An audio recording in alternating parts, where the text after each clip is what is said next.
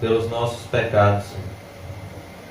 Se tem algo que todas as vezes que nos achegamos a Ti, nós precisamos pedir, Senhor, é perdão.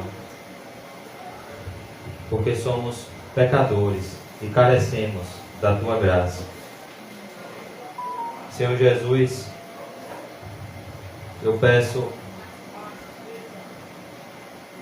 a Ti, Senhor, que é o socorro bem presente na hora da angústia, que nos socorra nessa noite, nos livrando de toda astuta cilada do maligno, Senhor, nos livrando de todo engano do pecado, de toda falsidade, de tudo aquilo que nos afasta de um relacionamento correto contigo, por meio da verdade, Senhor.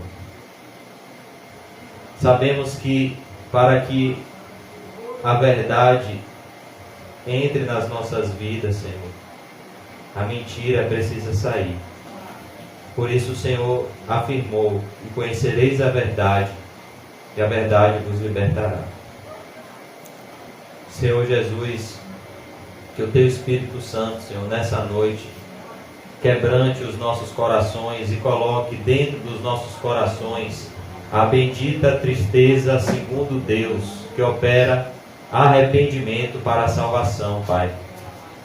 Que o Teu Espírito Santo opere em nós o novo nascimento, Senhor, a regeneração, a verdadeira fé, Senhor, o fruto do Espírito Santo, que é o amor, a alegria, a paz, a longanimidade, Senhor, a benignidade, a fé, a mansidão e o domínio próprio, Senhor.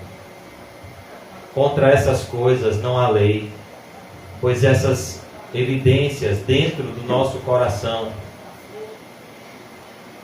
mostram a autenticidade da nossa filiação contigo, Senhor. Pois nem todos aqueles que se afirmam cristãos de fato o são. Tua palavra mesmo ensina, Pai Santo, que nem todos aqueles que estão em Israel são de fato israelitas. Não são todos aqueles que te chamam Senhor, Senhor, que vão entrar no reino dos céus. Somente um grupo específico, Pai, irá entrar no Teu reino eterno de glória. É aquele que faz a vontade do Pai que está nos céus. E esse é o propósito de cada reunião nossa, Senhor. Sermos divinamente instruídos, para que através da Tua santa instrução possamos obedecer, praticar a Tua santa vontade, que é boa, perfeita e agradável. Que o Teu Espírito Santo opere em nós um coração compungido e contrito, um coração arrependido, que tem temor e tremor diante da Tua santa palavra, Senhor. Em nome de Jesus, Pai, que o Teu Espírito Santo nos atrai a Ti, como fez com o filho pródigo, como fez com Davi, como fez com Pedro, para que possamos ouvir mansamente a Tua voz e obedecer, pois somente a Tua voz traz paz ao nosso coração, Senhor. Amém. Somente a Tua santa instrução nos leva para o esconderijo do Altíssimo, onde nós descansamos à sombra do Onipotente. O Senhor nos criou, Pai, com o propósito de vivermos para a Tua glória. E fora desse propósito, tudo, Senhor Jesus, é pura vaidade. Mas no Senhor, a nossa vida não é igual, Senhor. Que o Teu Espírito Santo nos una nessa noite pelo vínculo da perfeição, que é o amor. Tua palavra nos ensina, Seu Filho amado Jesus Cristo ensinou em João 13: nisto conhecereis que sois meus discípulos, se tiverdes amor uns pelos outros.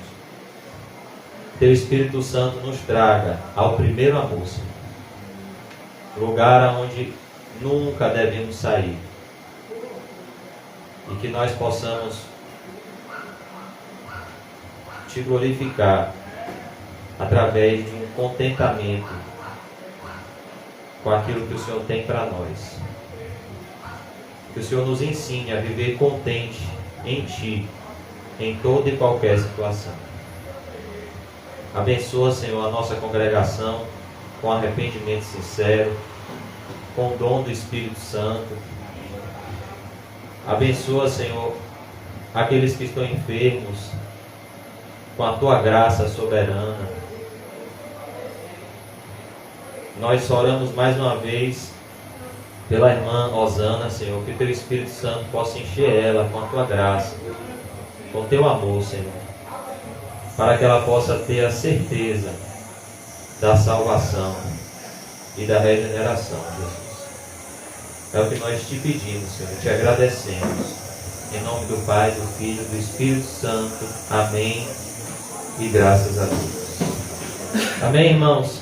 Hoje nós vamos continuar nosso estudo no Sermão do Monte, em Mateus capítulo 5. Hoje nós vamos estudar a terceira bem-aventurança. Mateus 5, verso 5. Bem-aventurados os mansos, porque herdarão a terra. Bem-aventurados os mansos, porque eles herdarão a terra. Lembrando, amados irmãos, que as bem-aventuranças, elas não estão cada uma no seu devido lugar por acaso. Elas seguem uma sequência lógica. Cada bem-aventurança está interligada na outra. Então aqui, primeiro nós vemos, o Senhor Jesus nos mostra o caminho da verdadeira felicidade e a evidência de que nós somos filhos de Deus, com a primeira bem-aventurança, quando ele diz bem-aventurados, que significa felizes, abençoados por Deus. Bem-aventurados são os humildes de espírito, porque deles é o reino dos céus. E aqui nós vemos uma ação progressiva do Espírito Santo no coração do cristão. Em cada bem-aventurança nós vemos o Espírito Santo agindo progressivamente, conformando o cristão à imagem de Cristo, lapidando o interior do cristão, para que ele possa andar como Cristo andou. É o que está escrito em 1 João 2,6: aquele que diz estar em Cristo, necessariamente deve andar como ele andou. De tal maneira que todos nós temos um alvo e temos um referencial para onde nós devemos olhar em todos os momentos. Nós devemos olhar firmemente para Jesus. Ele é o autor e Ele é o consumador da fé. E aqui nós vemos essa ação do Espírito no coração do cristão, começando com a primeira das bem-aventuranças. Bem-aventurados os humildes de espírito, porque deles é o reino dos céus. E a primeira coisa que Deus faz quando Ele salva um homem é esvaziar esse homem de si mesmo. A primeira coisa que Deus faz quando Ele vai encher uma pessoa com o Espírito Santo é esvaziá-la, para que ela possa se humilhar e Cristo possa exaltar. Então essa primeira bem-aventurança mostra a dependência que os filhos de Deus têm do seu Pai para tudo. Como o Senhor Jesus Cristo disse: sem mim nada podeis fazer. Então, nessa primeira bem-aventurança nós vemos que o Filho de Deus, ele é consciente da sua total dependência de Deus para tudo. Para tudo. A pobreza de espírito é a atitude do cristão consigo mesmo na presença de Deus. É a figura daquele publicano que não ousava nem levantar os olhos aos céus, mas ele batia no peito e dizia: tem misericórdia de mim que sou um pecador.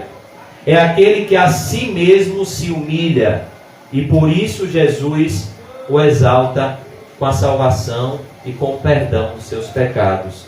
Por isso que ele começa as bem-aventuranças mostrando que bem-aventurados são os humildes de espírito, porque deles é o reino dos céus.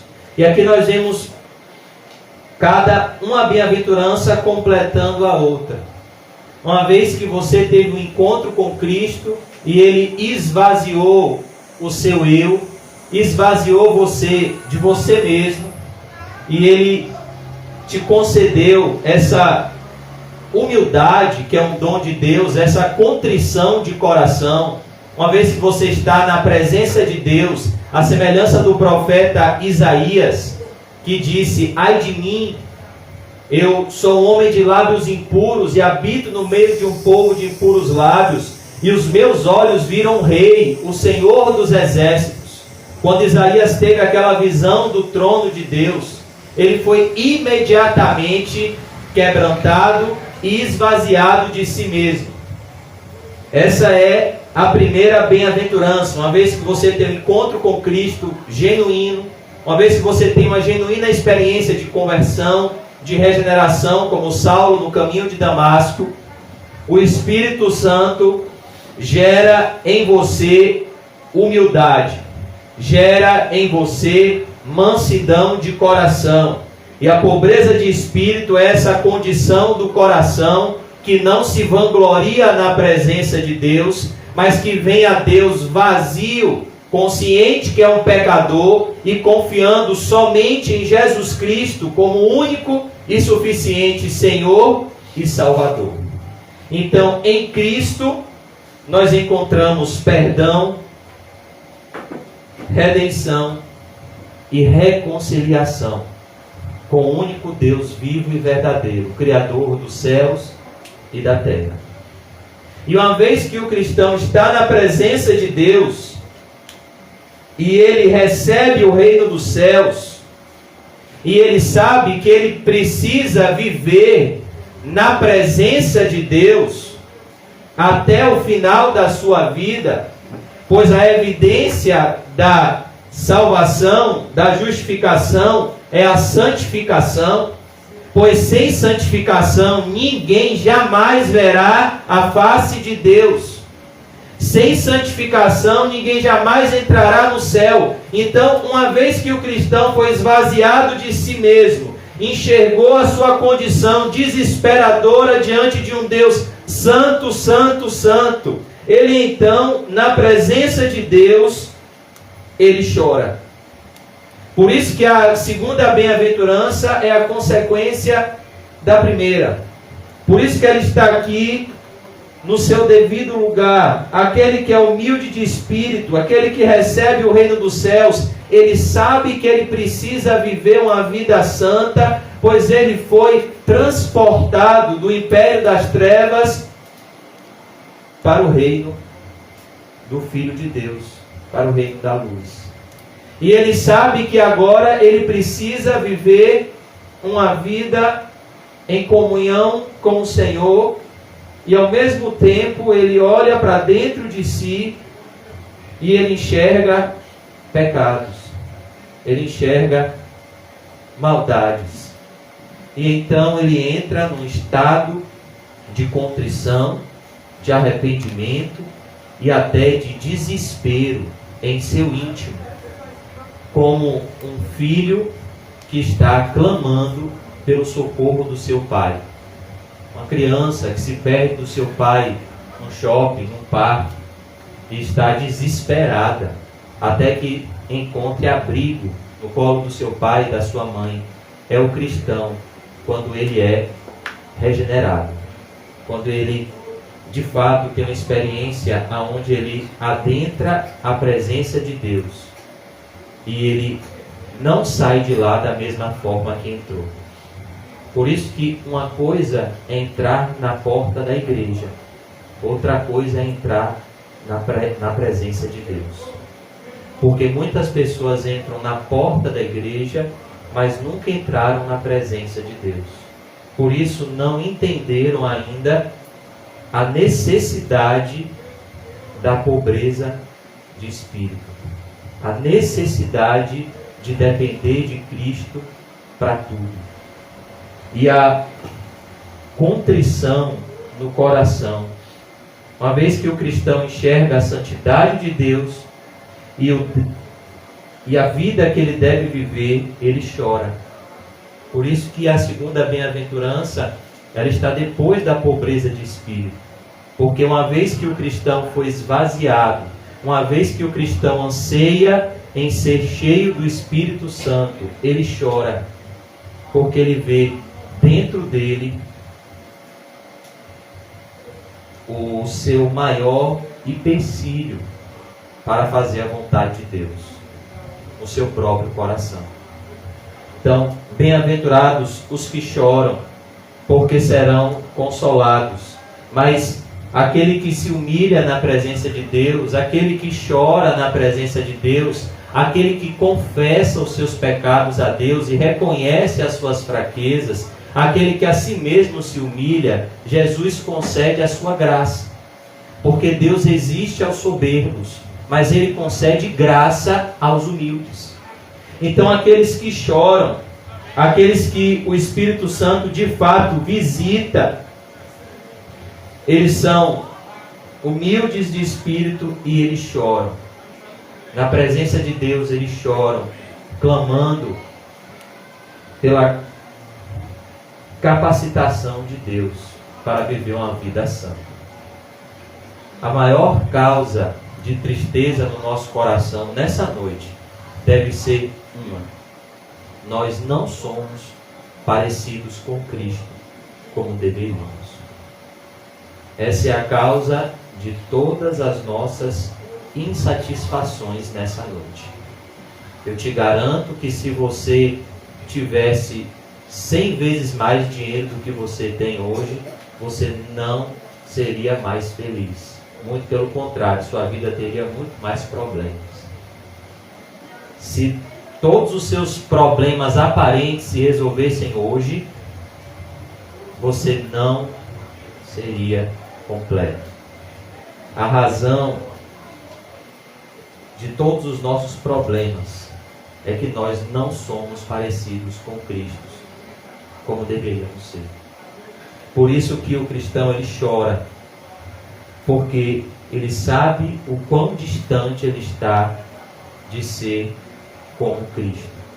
E ele sabe que o propósito de vida dele é andar como Cristo andou. Por que vocês acham que Pedro chorou amargamente? Porque Pedro olhou para Cristo e ele viu o quanto ele estava distante de Cristo. Ele viu o quanto ele foi nécio ao confiar no seu próprio coração e não confiar no que Jesus disse.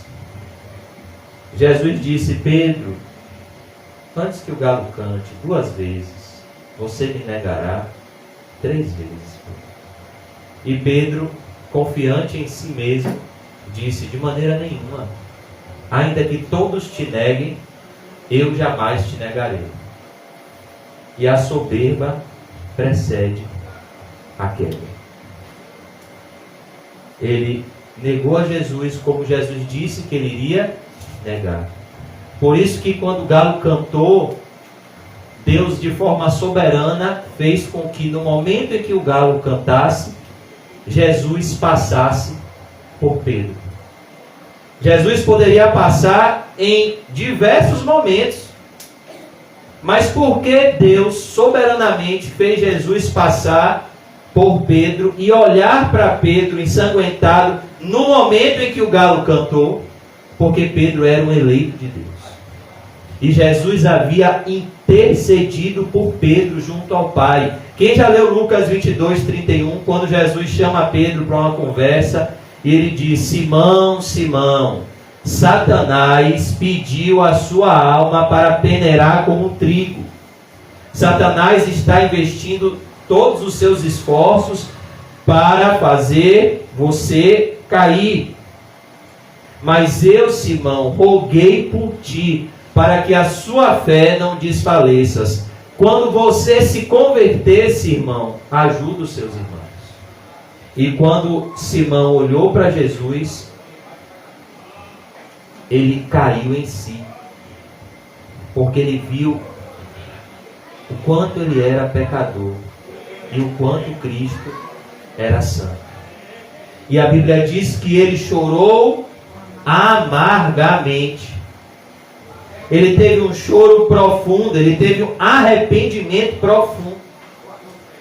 Naquele momento, Pedro estava sentindo a presença de Deus, porque Deus está perto daqueles que têm um coração compungido e contrito. A grande evidência disso é a parábola do fariseu e do publicano. Como aquele fariseu estava distante de Deus, orando de si para si mesmo, e como aquele publicano estava próximo de Deus, se humilhando e dizendo: "Sê propício a mim, que sou um pecador". Então, bem-aventurados os que choram. Por quê? Porque aqueles que choram, clamando de verdade pela presença de Deus, vão ser consolados de verdade com a presença de Deus. É por isso que o Senhor Jesus Cristo disse: pedi, pedi e dá-se-vos-á. Buscai e encontrareis. Batei e a porta irá se abrir. Porque todo que pede, recebe. Todo que busca, acha. Todo aquele que bate, a porta se abrirá. Mas a grande questão é que nós devemos buscar, como Jeremias disse: buscar-me-eis e me encontrareis, quando me buscardes de todo o vosso coração. Bem-aventurados os que choram, porque serão consolados. Essas duas primeiras bem-aventuranças mostram o que acontece na regeneração, quando o cristão se encontra pela primeira vez com Cristo. É impossível vir a Cristo sem arrependimento. E é impossível ter arrependimento sem fé em Cristo. Por isso que o arrependimento e a fé é como duas faces da mesma moeda. Um está intrinsecamente ligado ao outro. E aqui, agora nós vemos, na terceira bem-aventurança, qual é a reação do cristão ao sair desse encontro com Cristo. Uma vez que ele foi esvaziado de si mesmo, uma vez que ele se arrependeu e chorou pelos seus pecados e foi consolado com o perdão de Cristo. Como é que o cristão reage uma vez que ele se arrependeu de verdade e entrou na presença de Deus? Como é que o cristão reage às ordens do Senhor? Porque essa terceira bem-aventurança tem muito mais a ver com as nossas reações do que as nossas ações. Porque nas nossas ações nós podemos teatralizar algo que nós não somos. É por isso que a Bíblia diz em 2 Coríntios 11, 13 e 14: e não é de se admirar, porque o próprio Satanás se traveste de anjo de luz. O próprio Satanás pode fazer ações aparentemente boas. Então, essa terceira bem-aventurança tem muito mais a ver com nossas reações do que com as nossas ações. Porque na reação sai o que está dentro. E na ação existe uma teatralização. É como, por exemplo, um ator que está fazendo um papel de médico numa novela, ele está ali teatralizando aquela ação de médico. Mas se numa circunstância da vida real, alguém passar mal e precisar de um socorro, ele não vai saber reagir como médico. Então, essa bem-aventurança aqui fala de como o cristão reage após ter um encontro genuíno com Cristo. Como ele reage agora às ordens de Cristo. Uma vez que ele foi empobrecido de si mesmo, uma vez que ele anseia e chora pela presença de Deus e é consolado com a graça de Deus, como o cristão reage às ordens de Deus? De forma mansa. E mansidão aqui, irmãos, está intrinsecamente ligado à obediência. Então nós poderíamos ler aqui: bem-aventurados, felizes os obedientes, porque eles herdarão a terra. Essa bem-aventurança aqui fala de como nós reagimos às ordens de Cristo após termos um encontro com Cristo. Porque se uma pessoa teve um encontro com Cristo e sai desse encontro e não o obedece, é porque essa pessoa nunca foi salva. A grande evidência disso é a parábola dos 10 leprosos. Aquelas pessoas tiveram um encontro com Cristo, mas a reação delas não foi obedecer a Cristo, os 9 leprosos. Eles saíram do encontro com Cristo para desobedecer.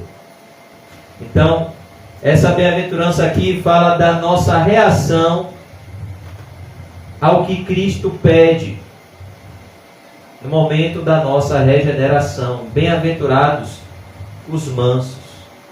E é importante que saibamos, irmãos, que nenhuma das bem-aventuranças são tendências naturais.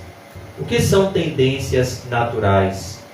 Características que seres humanos possuem à parte do Espírito Santo. Então, cada ser humano tem o seu temperamento. Tem pessoas que são mais explosivas, tem pessoas que são mais passivas. E as bem-aventuranças, essa bem-aventurança não fala de uma tendência natural, daquela pessoa que não é explosiva, daquela pessoa que não gosta de contenda, daquela pessoa que é pacífica. Isso sem Cristo. Essa bem-aventurança aqui é uma ação do Espírito Santo no nosso coração, produzindo em nós o que Jesus disse: aprendei de mim, que sou manso e humilde de coração. Bem-aventurados os mansos, bem-aventurados os humildes, os obedientes, porque eles herdarão a terra. Então, a mansidão é a forma como nós reagimos ao chamado de Cristo no nosso coração. É a forma como nós reagimos às ordens de Cristo, ao chamado de Cristo nas nossas vidas. O manso é aquele que abre mão dos seus direitos na terra para glorificar o Pai que está no céu. Nós vemos o exemplo de Abraão, quando ele abriu mão de escolher a terra para onde ele queria ir, e ele deixa a escolha para Ló. Quando Ló escolhe ir para as campinas de Sodoma, Abraão ele abre mão e ele diz a Ló: olhe Ló, escolhe o lugar que será melhor para você. Nós vemos a atitude de mansidão, por exemplo, em Moisés. Como Moisés perseverava em obedecer ao Senhor, mesmo diante de um povo que constantemente se revoltava contra o Senhor e contra Moisés. A Bíblia diz em Êxodo capítulo 12 que Moisés era muito manso. Moisés ele era domável à vontade de Deus. Nós vemos o exemplo do apóstolo Paulo, que na cidade de Filipos, lá em Atos 16, ele abre mão do seu direito, do seu título de cidadão romano, quando ele estava preso com Silas. E ele, com uma palavra, ele poderia sair da prisão. Se ele somente dissesse ao guarda que o havia prendido: olhe, eu sou cidadão romano. Se o apóstolo Paulo dissesse isso, ele não receberia uma chicotada, ele não receberia um açoite, ele nem entraria na cancela. Mas o apóstolo Paulo abre mão do seu direito e ele escolhe sofrer por amor a Cristo e ao Evangelho, junto com Silas, numa prisão, lá em Atos 16. E a Bíblia diz que preso, o apóstolo Paulo, que era cheio do Espírito Santo, que era manso, que era obediente às ordens do Senhor, eles fizeram o que? Eles começaram a louvar, eles começaram a entoar cânticos espirituais, e a presença de Deus começou a se manifestar naquele lugar de tal forma que Deus mandou um grande terremoto, e o próprio Deus soltou Paulo e Silas. E perceba os propósitos de Deus, como os propósitos de Deus se cumprem quando os cristãos obedecem a Deus. O carcereiro entrou em desespero, porque ele ia ter que dar conta desses prisioneiros. E Deus usa aquela situação para trazer salvação àquele carcereiro, que, sabendo que poderia morrer pelo Império Romano, já estava tentando se suicidar. Então ele pergunta ao apóstolo Paulo: o que eu farei para ser salvo? E Paulo responde: tenha calma, creia no Senhor Jesus Cristo, e será salvo tu e a tua casa. E ele creu no que Paulo disse.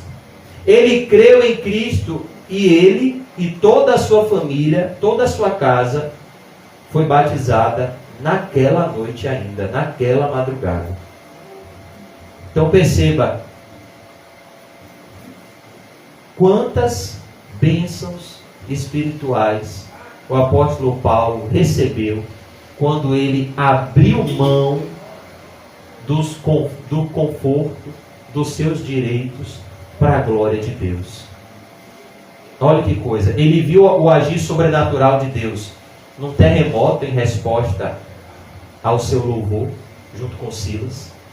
Ele viu a conversão de um pecador. A Bíblia diz que a festa nos céus quando um pecador se arrepende. E um carcereiro era um homem perverso. Ele viu Deus abrir o coração de um homem mau e trazer o Espírito Santo sobre ele e toda a sua família. Ele viu uma igreja ser plantada, porque a igreja de Filipos, a carta que Paulo escreveu aos filipenses, nasce através daquele momento em que Paulo abriu mão do seu direito para glorificar a Cristo.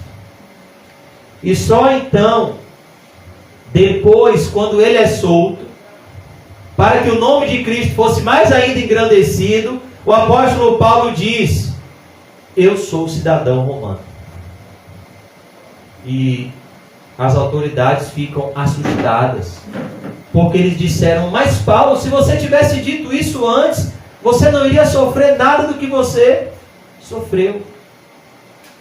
Mas é essa a característica do cristão.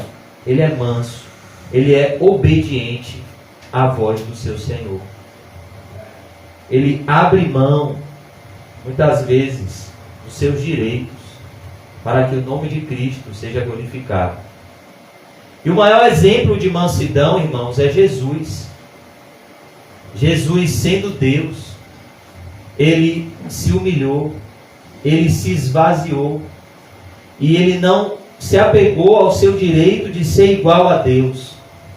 Ele aniquilou-se a si mesmo, sendo obediente até a morte e morte de cruz. Então isso é mansidão. A mansidão está intrinsecamente ligada à obediência. Por quê?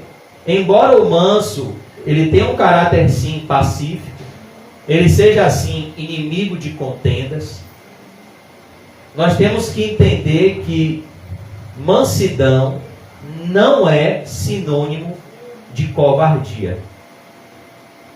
Ou seja, muitas pessoas pensam que ser manso não é tomar nenhuma postura enérgica.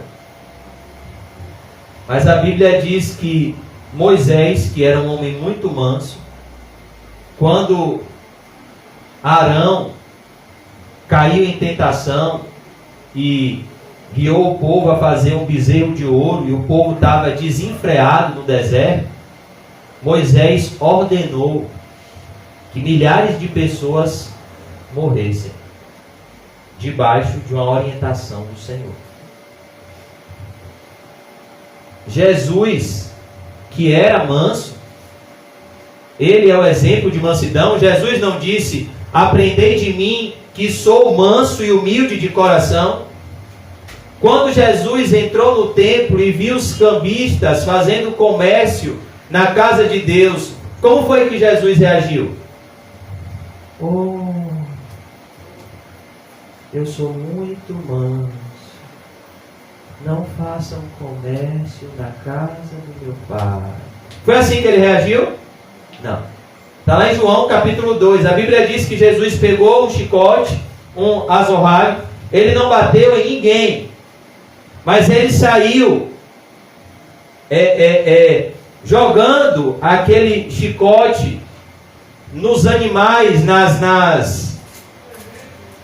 mesas, onde as pessoas estavam fazendo comércio na casa de Deus. E ele virou as mesas. Ele se revoltou naquele lugar. E ele disse: vocês não sabem que a casa do meu pai é casa de oração, mas vocês converteram a casa de Deus num covil de ladrões e salteadores. E a Bíblia diz lá em João 2, que se cumpriu a palavra de Deus em Jesus: o zelo pela tua casa me consumiu. Quando Jesus, lá em Mateus 23, esteve diante dos escribas e fariseus, e esse foi o sermão que sentenciou Jesus à morte, quando ele chega diante dos principais líderes religiosos em Israel, e ele pronuncia uma série de ais. Ele chega na frente deles e ele diz: ai de vós. A expressão ai significa amaldiçoado por Deus. Jesus chegou na frente dos principais líderes religiosos de Israel e disse: vocês estão amaldiçoados por Deus.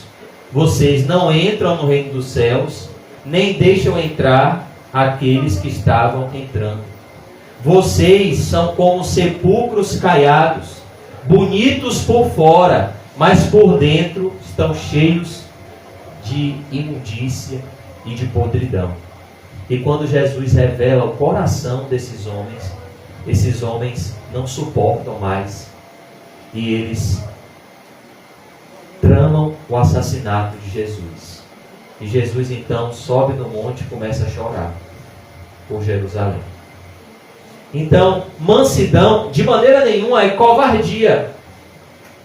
Uma pessoa mansa é uma pessoa obediente, que muitas vezes terá posturas enérgicas que não serão compreendidas pelas demais. Por exemplo, nós demos o exemplo do apóstolo Paulo, não foi? Que ele é manso. Mas o apóstolo Paulo, em 1 Coríntios 5, quando ele viu que havia um homem que estava vivendo em pecado aberto na igreja, de imoralidade sexual, ele estava vivendo em fornicação, ele estava tendo um relacionamento com a mulher do seu pai, está lá em 1 Coríntios 5. E as pessoas estavam convivendo na igreja com aquele jovem, naquele pecado, como se aquilo não fosse relevante para Deus. E o apóstolo Paulo diz: eu entrego esse homem a Satanás, para que o seu corpo sofra e o seu espírito seja salvo no dia do Senhor. Porque o dano que o pecado faz na igreja é muito grande. É na continuação desse texto que Paulo diz que um pouco de fermento leveda toda a massa. Um pouco só de pecado na igreja destrói toda a prosperidade espiritual da igreja. Porque o que encobre as suas transgressões jamais prosperará. Mas o que as confessa e deixa, alcança a misericórdia. Nós não podemos ter misericórdia dos nossos pecados. Porque nós devemos tratar o pecado da mesma forma que Deus mandou com que Josué tratasse Acã, quando ele foi descoberto. E por causa dele, o povo de Deus teve uma grande derrota. Deus deu uma ordem para Josué: traz Acã, toda a sua família, os seus animais, tudo que lhe pertence, e mata ele, toda a família dele. É isso que nós devemos fazer com o pecado: confessar e deixar, para alcançar a misericórdia de Deus. Então, bem-aventurados os mansos. Os mansos são aqueles que são obedientes à palavra de Deus. São aqueles que não questionam, eles obedecem. É isso que acontece quando alguém é pobre em espírito e quando alguém de fato lamenta pelos seus pecados. Ele não questiona quando Jesus dá uma ordem, ele obedece. Essa é a característica da ovelha. Ela ouve a voz do pastor e ela faz o quê? Ela segue. Então, se o pastor diz, vai por aqui, a ovelha não questiona, ela obedece. E o bode faz o quê? Ele rincha. O bode, ele se revolta. É essa a diferença do regenerado para o não regenerado. O regenerado, ele obedece e tem prazer em obedecer. O não regenerado, ele não obedece,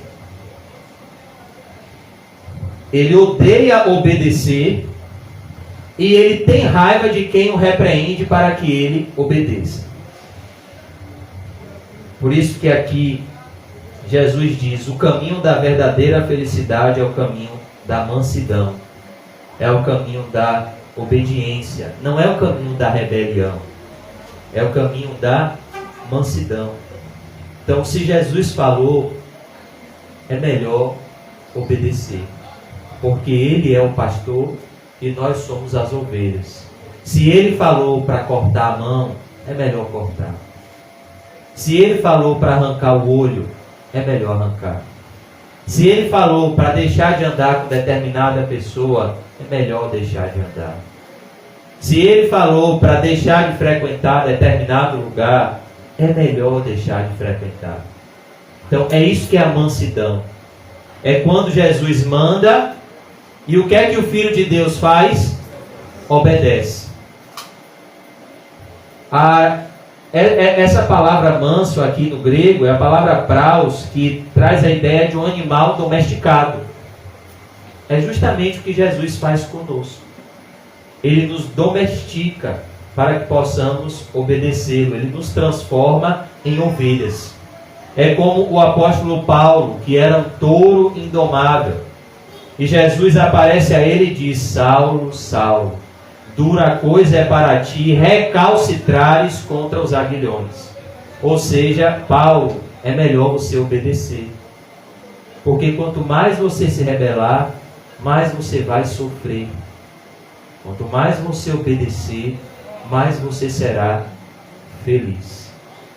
E o apóstolo Paulo aprendeu isso, que é melhor obedecer do que sacrificar. Bem-aventurados, felizes, os mansos. Essa bem-aventurança diz: você quer ser feliz? Obedeça a Deus. Busque em primeiro lugar o reino de Deus e a sua justiça, e de forma sobrenatural Deus vai lhe acrescentar tudo o que você precisa. Na vida do manso, é a conclusão dessa bem-aventurança, a porção que ele tem nessa terra não chega de forma natural, chega de forma sobrenatural. Para que fique evidente que o manso é filho de Deus. E aquele que não é manso é filho do diabo. Que o manso confia em Deus. E aquele que não é manso confia em si mesmo. Então, aqueles que não são mansos, como é que eles adquirem a sua porção nessa terra? Se impondo, lutando, conquistando, na força do seu braço, como nós vimos na semana passada, a parábola do rico insensato, derrubando celeiros, construindo novos celeiros, trabalhando, empreendendo, conquistando, confiando na força do seu braço, confiando no seu intelecto. E o cristão? O cristão, ele confia em Cristo. E Cristo, que é o bom pastor, concede a ele tudo aquilo que ele precisa aqui nessa terra. De tal maneira que aquilo que ele não tem, até o que ele não tem, não é porque ele está faltando, é porque no momento não é necessário. Porque se fosse necessário, o Criador dos céus e da terra, dono do ouro e da prata, dono do oxigênio, dono de tudo, você acha que ele teria dificuldade em dar? Aquele que não poupou o seu próprio filho por amor a nós, não nos daria juntamente com ele todas as coisas? Aquele que fez o maior, enviar o seu filho e moer o seu filho na cruz pelos nossos pecados, não pode fazer o menor, nos sustentar em nossa peregrinação rumo à cidade celestial? Então, a conclusão dessa bem-aventurança nos mostra que aqui na terra a nossa porção chega na nossa mão pela mão de Jesus. O rebelde, ele não ora, o pão de cada dia me dá hoje. Mas o manso, como é que ele aprende a orar com Jesus? O pão nosso de cada dia nos dai hoje. O manso, ele aprende a depender de Jesus em oração. De tal maneira que se ele quer um carro, o que ele faz? Ele vai num banco, ele faz um consórcio. Primeira coisa que o cristão faz quando ele sente a necessidade de um carro é dobrar o joelho e orar. E confiar. Ô Pai, eu sinto, Senhor, que eu tenho a necessidade de ter um carro. Se isso for bom para mim, me concede. E na hora certa, se for necessário, o bom pastor, que é Jesus, vai fazer esse carro chegar na mão do manso, ainda que de forma sobrenatural. Ele vai criar situações para que esse carro chegue. Porque os mansos, eles herdarão a terra. Qual é o esforço que um filho precisa fazer para receber a herança do seu pai? Nenhum. Ele só precisa ter a legitimidade de filho. Não é verdade? Então, quando um pai morre e vai fazer lá o inventário da herança, o que é necessário para o filho ter direito à sua parte na herança? Apenas comprovar a legitimidade da sua filiação com seu pai. Então, se ele chega lá e ele mostra que ele é filho daquela pessoa, ele tem direito à herança. O que Jesus quer dizer é que os verdadeiros filhos de Deus recebem a sua porção nessa terra, não por imposição, não pela força do seu braço, mas por herança. Porque Deus tem prazer em sustentar os seus filhos. É o que diz o Salmo 127. Se o Senhor não edificar, não guardar a cidade, em vão vigia a sentinela. Em vão.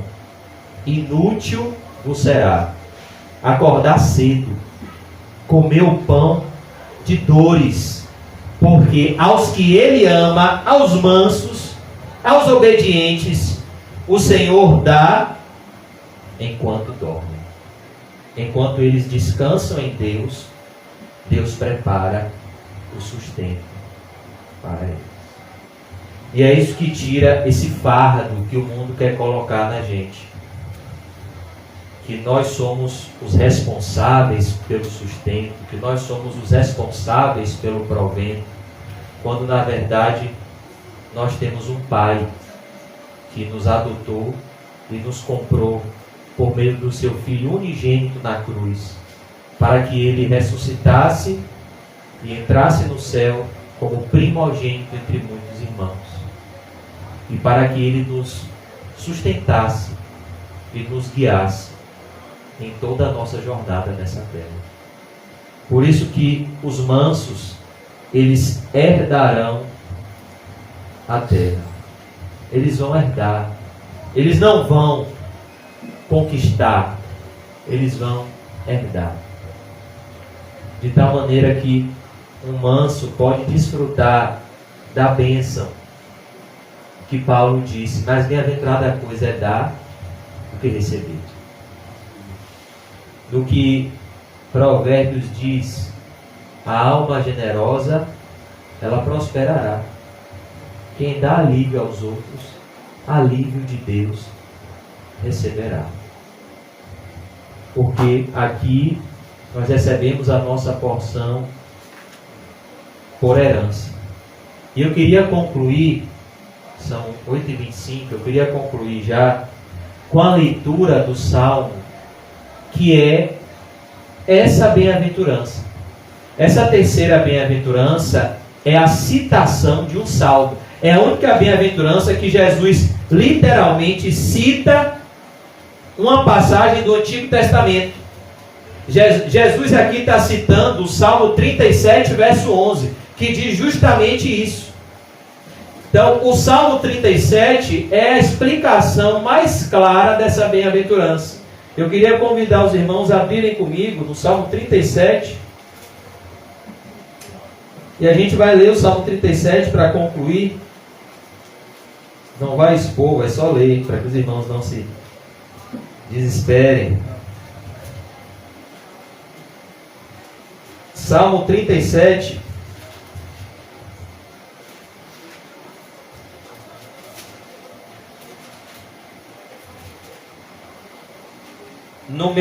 Na minha Bíblia tem assim: temporária a felicidade dos perversos. Esse Salmo 37 ele é muito parecido com o Salmo 73, o pano de fundo dele.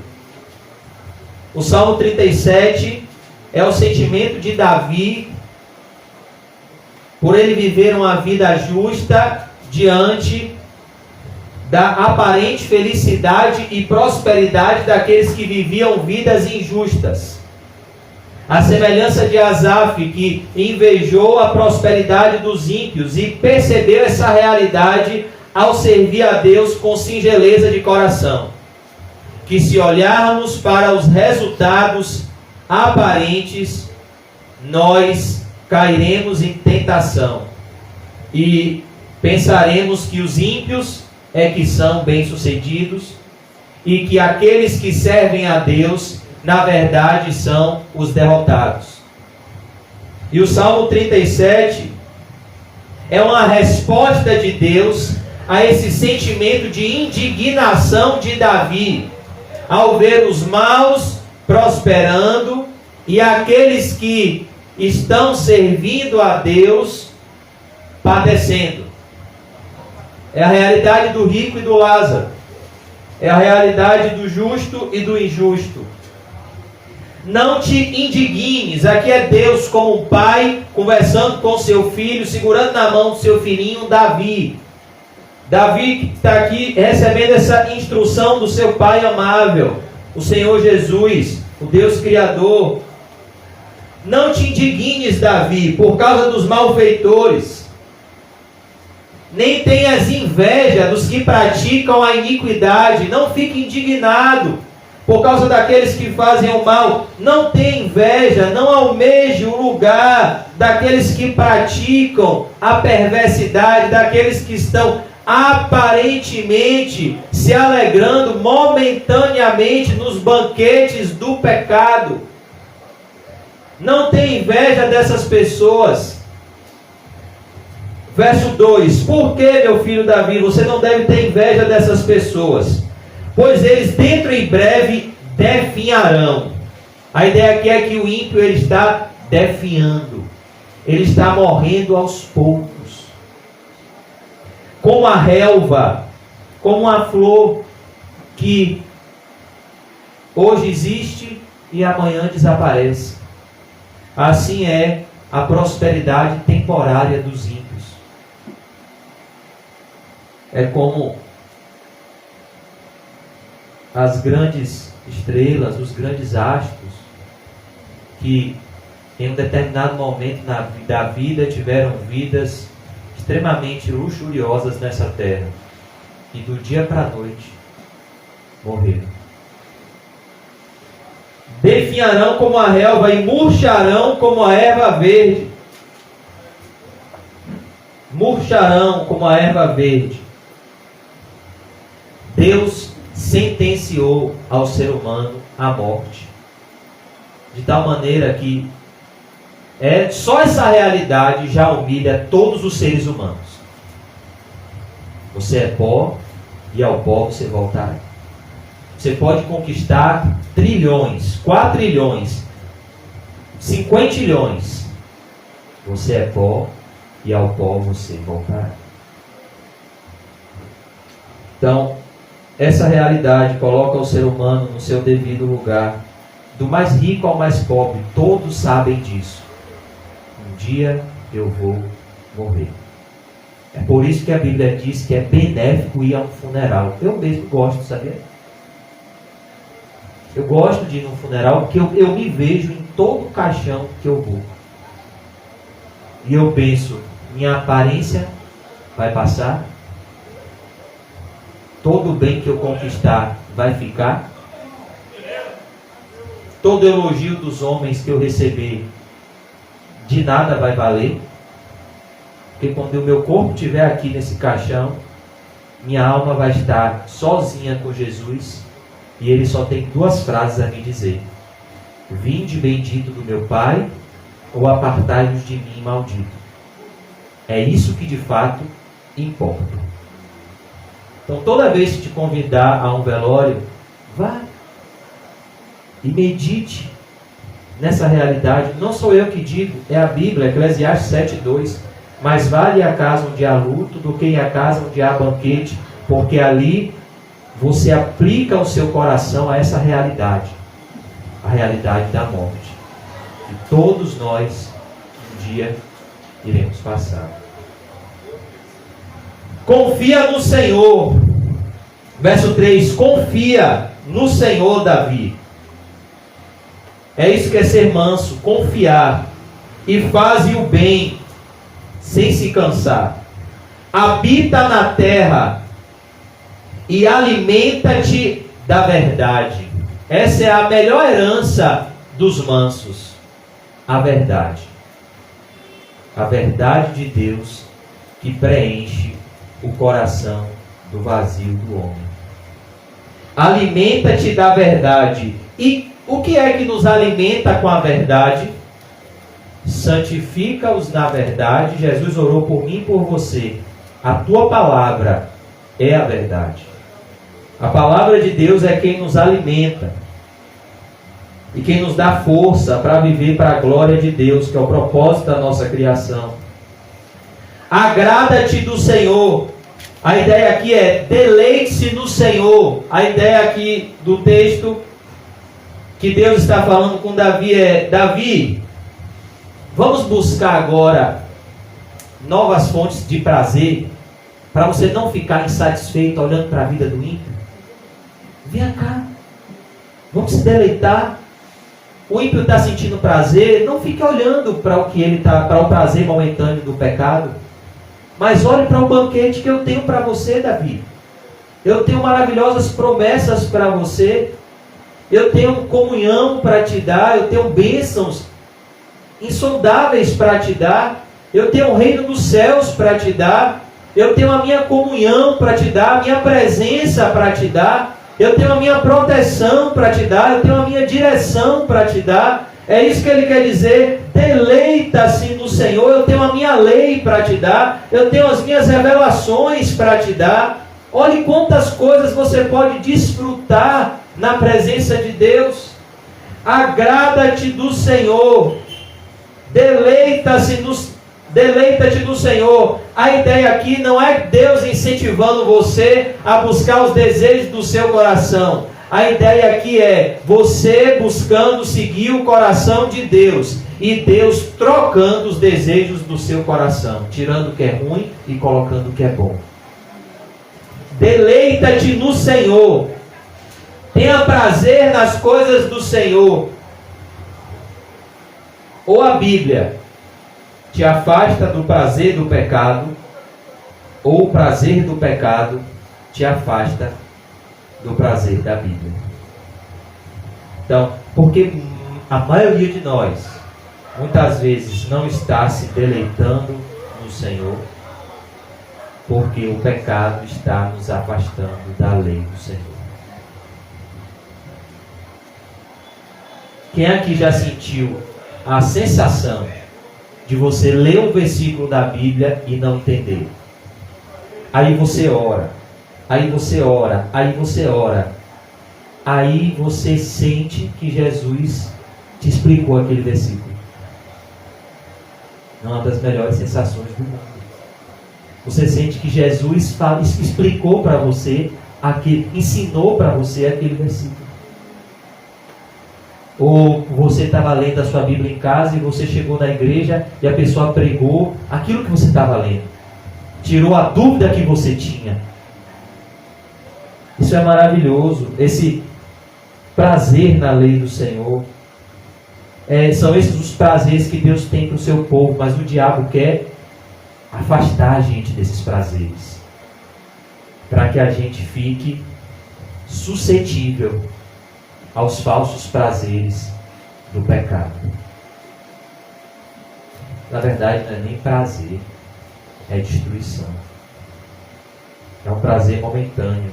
E Ele, Jesus, satisfará os desejos do teu coração. Ele satisfará os desejos do teu coração. É Cristo quem nos satisfaz. É Ele que é o pão vivo que desceu do céu. Ele que é o pão da vida. Quem crê em mim jamais terá fome, disse Jesus. Quem crê em Jesus, quem tem comunhão com Jesus, não necessita de mais nada. Porque em Cristo ele encontra tudo. Porque Cristo supre todas as necessidades do homem pela sua palavra. Cristo supre as necessidades emocionais, espirituais, físicas. É por isso que ele disse: eu sou o bom pastor. O bom pastor dá a sua vida pelas suas ovelhas. Se você vê um pastor zeloso cuidando pela sua ovelha, você já fica encantado, como ele não deixa faltar nada para a ovelha. Imagine Jesus que disse: eu sou o bom pastor. Eu cuido das minhas ovelhas como ninguém mais cuida. Eu amo as minhas ovelhas como ninguém ama, porque eu dou a minha vida pelas minhas ovelhas. Eu sou capaz de morrer para que ela viva. É o nosso pastor, Jesus. Verso 5. É isso que o manso faz, e que eu e você devemos fazer nessa noite para sermos felizes, bem-aventurados, para vermos o sobrenatural de Deus acrescentando tudo na nossa vida no momento oportuno. Como está escrito em Eclesiastes capítulo 3, há tempo para todo propósito debaixo do céu. Então, uma pessoa, ela recebe o fruto de uma safra, por exemplo, de soja, do dia para a noite? Não. Ela tem que plantar, ela tem que cultivar, ela tem que trabalhar, tem que frutificar, depois é que aquela soja vai trazer o resultado. Então há tempo para todo o propósito debaixo do céu. Foi Deus que determinou isso. E a gente não consegue mudar os planos de Deus. O tempo de Deus não é o nosso. Deus disse para Davi, foi lá, usou Samuel, chegou lá na casa de Jessé, procurou pelo rei, não achou. Quando chegou Davi, ungiu: Davi, você é o novo rei de Israel. Ele virou rei? Não. Davi só foi ser rei lá com 30 e poucos anos. Porque o tempo de Deus não é o nosso. José teve um sonho que ele iria governar sobre todos os seus irmãos. Ele viu todos os seus irmãos se prostrando diante dele. Mas o tempo de Deus não é o nosso. José passou 13 anos em circunstâncias que a última coisa que ele pensava em ser na vida era um governador. Injustiçado, preso, maltratado, vendido como escravo, porque o tempo de Deus não é o nosso. Deus disse a Abraão que ele teria um filho. E Abraão só foi ter Isaac 25 anos depois da promessa. Porque o tempo de Deus não é o nosso. E quando nós queremos apressar o tempo de Deus, o que a gente faz? A gente quebra a cara. Como foi o caso de Ismael.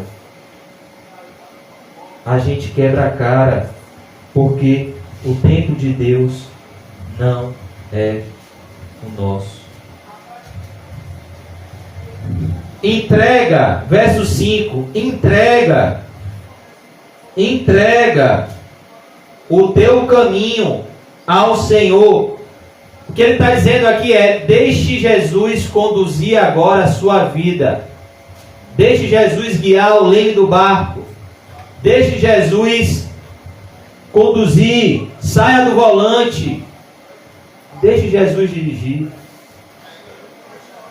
Entrega o teu caminho ao Senhor. Agora você precisa confiar. Porque essa entrega deve ser total e não parcial. Você precisa confiar que Ele é tudo aquilo que Ele diz que Ele é. Ele é o nosso Criador. Ele é o nosso provedor.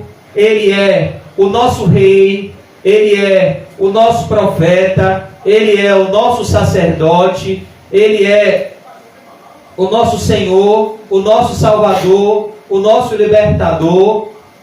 Ele é tudo o que nós precisamos. Por isso você precisa conhecer a Jesus, que é o Criador de tudo e de todos, para que você possa confiar nele. Você acha que se Jesus mandar, Ele não garante? Se Jesus disser hoje: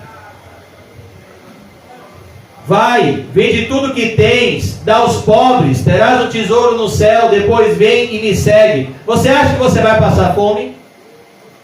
Sendo que quem criou o alimento foi Ele. Quem criou toda a riqueza do mundo foi Ele. É por isso que para que você entregue o caminho, você precisa confiar no Senhor do caminho. Sem confiar no Senhor do caminho, você não entrega o caminho. Foi o que aconteceu com o jovem rico. Ele não confiou no Senhor do caminho. Então ele não entregou o seu caminho ao Senhor. Confia nele. Confia nele. E o mais. Não, Jesus, mas tem tantas áreas na minha vida que é tão difícil. E você acha que Ele não sabe? Não, Jesus, mas é porque assim, eu tenho filhos, eu tenho pai, eu tenho mãe, eu tenho cachorro, periquito, papagaio, gato, tem Xaninho, tem Apolo, tem Ana. E você acha que Ele não sabe? Confia nele. E o mais, Ele fará. O mais, Ele proverá. Quer ver uma grande evidência disso? Abraão. Quando Deus cumpriu a promessa e deu o filho para Abraão, qual foi a maior prova da vida de Abraão? Gênesis 22. A Bíblia diz que Deus quis pôr Abraão à prova. E ele chamou Abraão e disse: Abraão, pega o seu filho, o filho a quem tu amas, para ficar bem claro que é Isaque. Sobe no monte e oferece ele como sacrifício. Eu quero agora, Abraão, que você me dê o que você mais ama, o seu único filho. E Abraão fez o quê? Foi manso, obedeceu. Ele entregou o seu caminho a quem? Ao Senhor. Ele confiou em quem? No Senhor. Não, mas Deus disse que de Isaque seria a minha descendência. Então agora ele quer matar Isaque? Não, se ele matar Isaque, ele é poderoso para ressuscitar Isaque. Ele confiou no Senhor. E ele pegou Isaque e chamou Isaque para dar uma volta. E ele levou Isaque até o monte. Pegou madeira, pegou cutelo, machado para matar. Ele pegou as armas, ele pegou os elementos para matar Isaque. Ele ia matar Isaque, por amor ao Deus que deu Isaque a ele. Porque o coração dele não estava em Isaque, estava no Deus que proveu Isaque. Abraão amava a Deus. E quando ele chegou, ele preparou tudo lá no monte. E o próprio Isaque percebeu que o negócio estava pegando para o lado dele. E que Isaque chamou Abraão e disse: papai, é o seguinte, ali está a madeira, a lenha, eu estou vendo ali o cutelo, mas quem é que vai ser sacrificado ali, papai? E o que Abraão responde? Meu filho, Deus proverá. O mais ele fará. E o que aconteceu? Logo após, quem apareceu do nada? Um cordeiro. E a Bíblia diz que naquele momento Abraão viu quem? Jesus.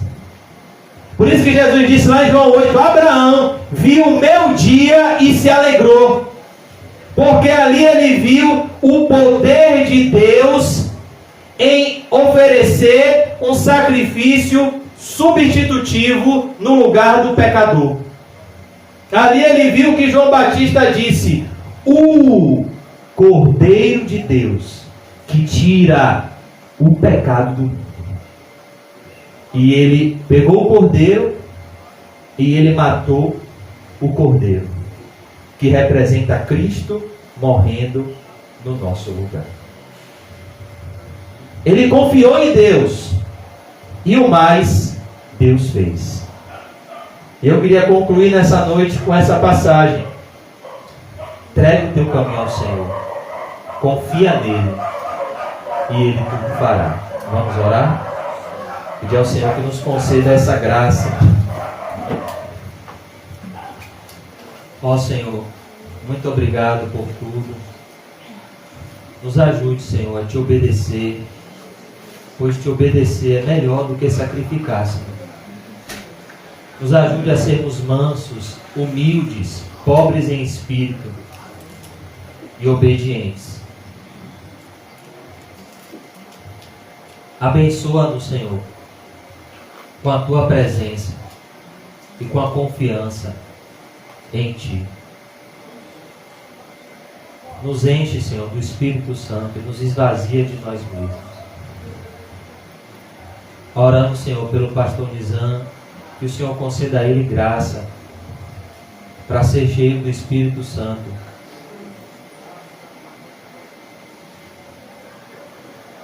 Ele que tem essa responsabilidade, Senhor, de conduzir a congregação para a tua glória. Repreende todo o mal sobre a vida dele, Senhor. Que o Senhor dê a ele cada vez mais uma confiança em ti inabalável. mesmo diante dos obstáculos do caminho, como está escrito no Salmo 125. Aqueles que confiam no Senhor são como os montes de Sião, que não se abalam, mas permanecem para sempre. É isso que acontece com aquele que confia em Ti, Jesus.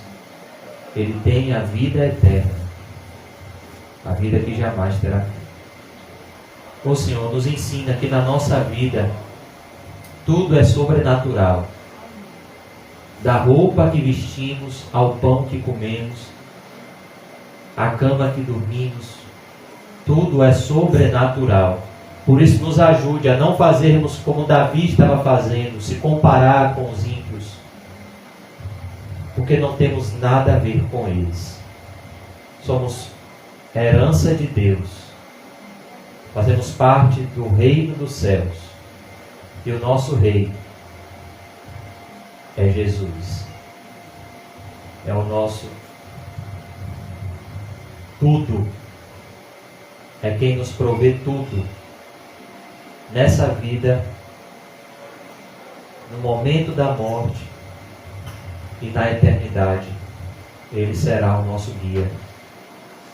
Que ainda que estejamos no vale da sombra e da morte, não precisamos temer, porque a sua vara e o seu cajado nos consolam. Nos despede em paz, Senhor. Nos enche do Espírito Santo. E não permita que saiamos daqui, Jesus, da mesma forma que chegamos. Que toda incredulidade o Senhor retire do nosso coração. E que o Senhor coloque a verdadeira fé e a verdadeira confiança em Ti. Porque tudo que não provém da fé é pecado. E sem fé é impossível Te agradar, Senhor. É necessário que aquele que se aproxima de Ti creia que o Senhor existe e é galardoador de todos aqueles que o buscam. Por isso, Pai, nos mostre esse galardão de Te buscar, de Te encontrar, de Te amar, Senhor, de Te obedecer e de herdar a nossa porção nessa terra. Pois o Senhor tem prazer em sustentar os seus filhos por graça e por misericórdia. Em nome de Jesus, nos despede em paz e nos leve em paz, com a paz que vem do céu para os nossos lares. Em nome do Pai, do Filho e do Espírito Santo. Amém. Graças a Deus. Amém, irmãos. Saúde para o irmão cumprimento santo e diga para ele: obedeça. Esse é o caminho da felicidade.